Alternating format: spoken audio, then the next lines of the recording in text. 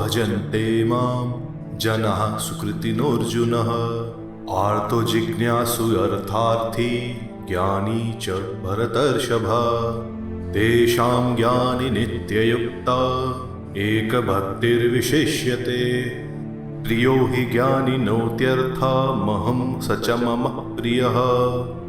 हे भरतवंशियों में श्रेष्ठ अर्जुन, व्यथित, जिज्ञासु, अर्थार्थी एवं ज्ञानी, यह 4 प्रकार के लोग मेरी आराधना करते हैं। इनमें से जो पूर्ण ज्ञानी हमेशा शुद्ध भक्ति सेवा में लगा रहता है वह सर्वश्रेष्ठ है, क्योंकि मैं उसे अत्यधिक प्रिय हूं और वो भी मुझे अत्यधिक प्रिय है। भगवान श्री कृष्ण यहाँ पर सदाचारी पुरुषों के 4 प्रकार बताते हैं, जो कि हैं व्याकुल, ज्ञान के इच्छुक, धन के इच्छुक और बुद्धिमान। इनमें से जो लोग परम सत्य की खोज में श्री कृष्ण के प्रति समर्पित रहते हैं, भक्ति नियत समय में उनके उद्देश्य को शुद्ध करती रहती है। उदारः सर्व एवैते ज्ञानी त्वात्मैव मे मतम्। आस्थितः स हि युक्तात्मा मामेवानुत्तमां गतिम्। बहुनां जन्मनामन्ते ज्ञानवान् मां प्रपद्यते। वासुदेवः सर्वमिति समहात्मा सुदुर्लभः।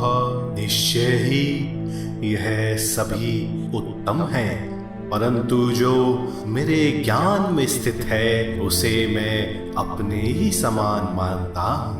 मेरी परलौकिक सेवा में लगे रहने के कारण वह निश्चय ही सर्वोच्च लक्ष्य को प्राप्त करेगा। कई जन्म लेने के पश्चात ज्ञानी व्यक्ति मेरी शरण में आता है, यह जानकर कि वासुदेव ही सब कुछ है। ऐसी महान आत्मा दुर्लभ है। भगवान श्री कृष्ण यहाँ पर 4 प्रकार के भक्तों में से श्री कृष्ण की भक्ति में लीन ज्ञानी को सर्वश्रेष्ठ बताते हैं। श्री कृष्ण ऐसे भक्त को अपने ही रूप में देखते हैं। ऐसा ज्ञानी जन्म और मृत्यु के बंधन से मुक्त है। इन्हें श्री कृष्ण महात्मा कहकर संबोधित करते हैं। आमेस्ते हृतज्ञानाः प्रपद्यन्ते न्यदेवताः। तम तम नियममास्थाय प्रकृतिया नियता स्वया। यो यो यां यां तनुं भक्तः श्रद्धयार्चितुमिच्छति तस्य तस्याचलां श्रद्धां तामेव विदधाम्यहम्। परंतु जिनकी बुद्धि भिन्न भिन्न कामनाओं द्वारा हर ली गई है, वे अपनी प्रकृति के नेतृत्व में किसी संस्कार का पालन करते हुए अन्य पौराणिक देवताओं के लिए खुद को समर्पित कर देते हैं। भक्त जिस भी देवता की श्रद्धा से पूजा करना चाहता है, मैं उसकी आस्था को अटल बना देता हूँ।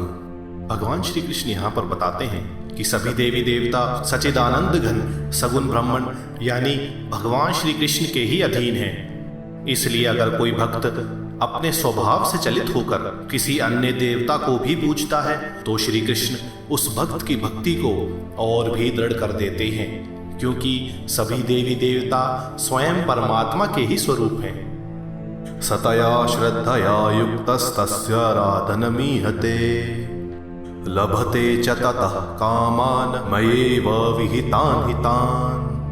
अन्तवत्तु फलं तेषां तद्भवत्तल्पमेतसां। देवान् देवयजो यान्ति मद्भक्ता यान्ति मामपि।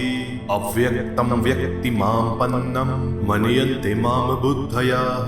परं भावमजानन्तो ममाव्ययमनुत्तमम्।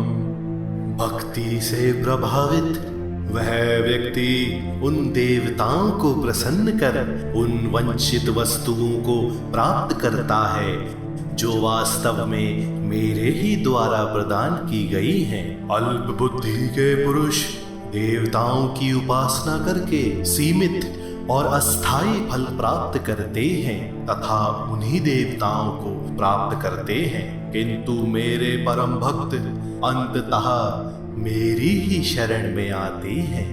बुद्धिहीन लोग मुझे उच्च, अपरिवर्तनीय और उत्कृष्ट रूप में ना जानकर अवतरित मनुष्य रूप में समझते हैं। भगवान श्री कृष्ण यहाँ पर बताते हैं कि किसी भी देवता से मांगा हुआ फल मिलता भगवान श्री कृष्ण से ही है, लेकिन वह फल नाशवान होता है, एक स्वप्न की तरह।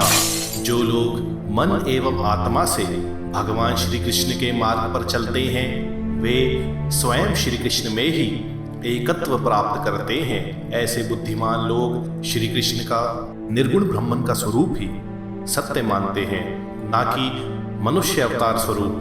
नाहं प्रकाश सर्वत्र योग माया समावृतः मूढ़ोऽयं नाभिजानाति लोके मामजमव्ययम् वेदाहं समतीतानि वर्तमानानि चार्जुन भविष्याणि च भूतानि मां तु वेद न कश्चन।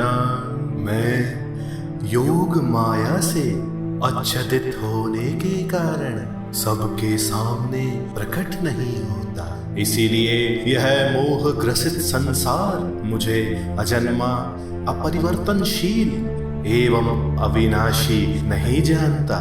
हे अर्जुन, भूतकाल, वर्तमान एवं भविष्य में आने वाले समस्त प्राणियों को मैं जानता हूं, परंतु मुझे कोई नहीं जानता।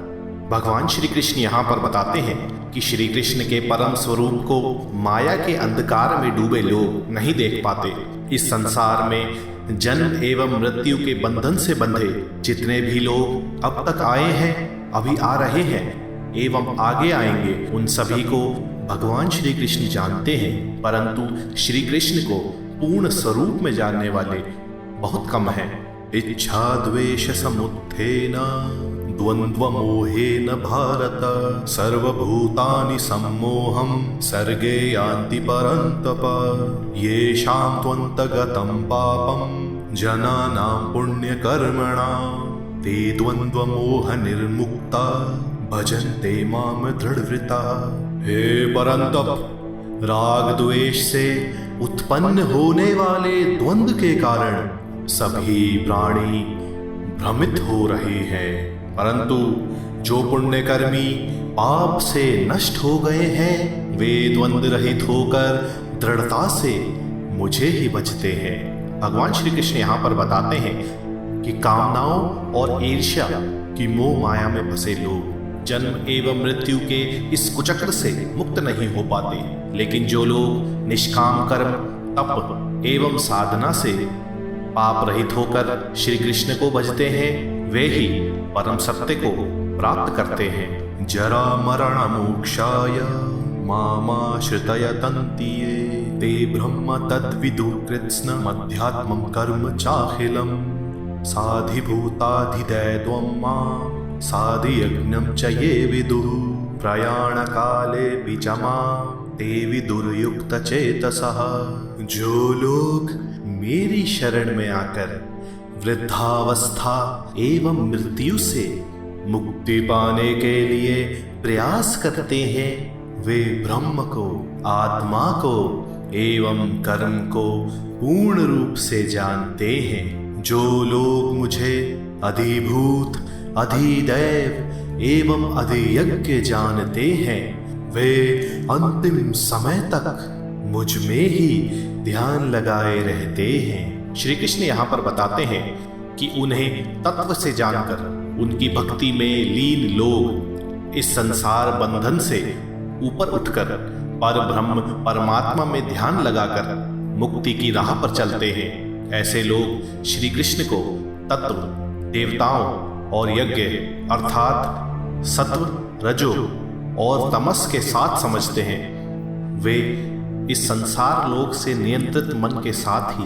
विदा होते हैं। इस प्रकार दिव्य श्रीमद् भगवत गीता के 7वें अध्याय ज्ञान विज्ञान योग की समाप्ति होती है। इस अध्याय में हमने भगवान श्री कृष्ण के पूर्ण रूप को जानने के महत्व को जाना। आने वाले अध्यायों में हम जानेंगे कि कैसे भगवान श्री कृष्ण हमारी समस्त दुविधाओं का निवारण करते हैं।